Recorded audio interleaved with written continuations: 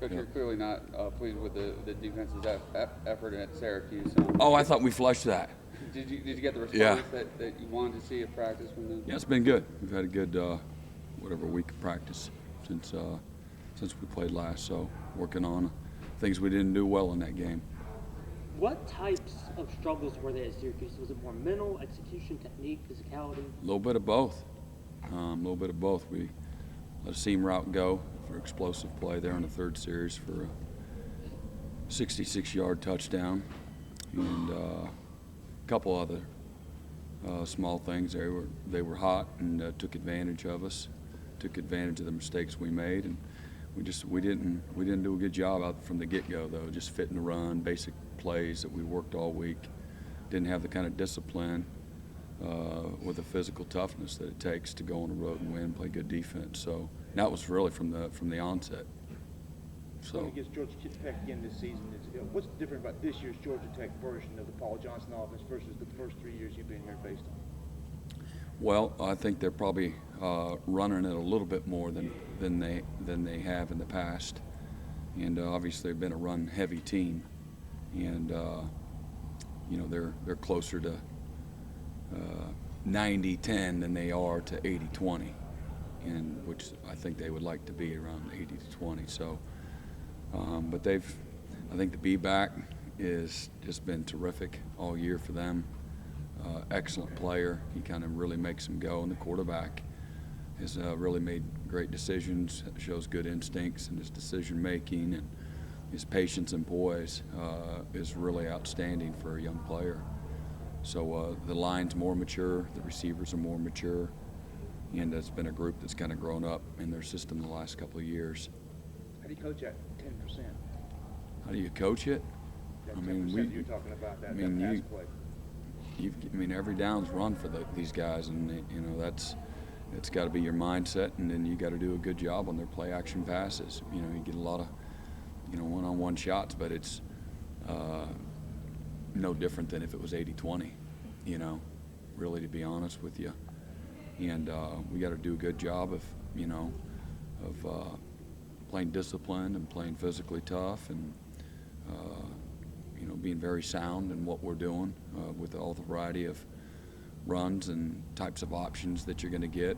And then again, where they're trying to sneak guys past you or throw the ball over the top. It's a lot of stress, for everybody.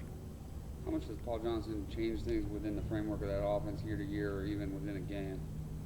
Oh, probably a little bit, within the game, and a little bit, from year to year.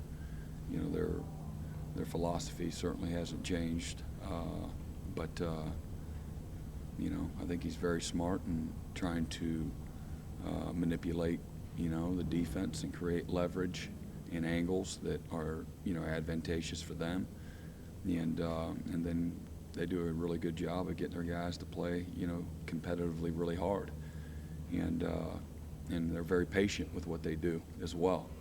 But if they sense a weakness, whether it's an alignment structurally or certainly a player, they're going to attack you until you bleed to death. And you got to have a lot of respect.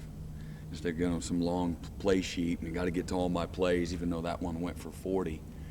Too many coordinators, I think, got to get to all their calls, and they forget to come back to the good ones because they got to get to all the other ones. And trust me, they've got a ton of variety, and they've got answers.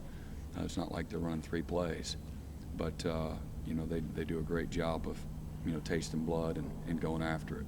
Coach, Georgia Tech's average rushing yards against y'all since you got to Clemson has been going down since you got here. How much of that is personnel, and how much of that is just you being comfortable coaching against the triple option? I don't know. I wasn't aware, of that. You just really kind of go from one year to the next, and every year's different, and their players are different, and our players are different. And I think that has a big part of it too. Some years we've had the advantage, at certain positions from a matchup standpoint, and that always makes a big difference too. It's not always your schemes. I think schemes are a starting point, but ultimately the players got to go out and execute and play with leverage and stay on their feet and play physically tough and finish for 60 minutes.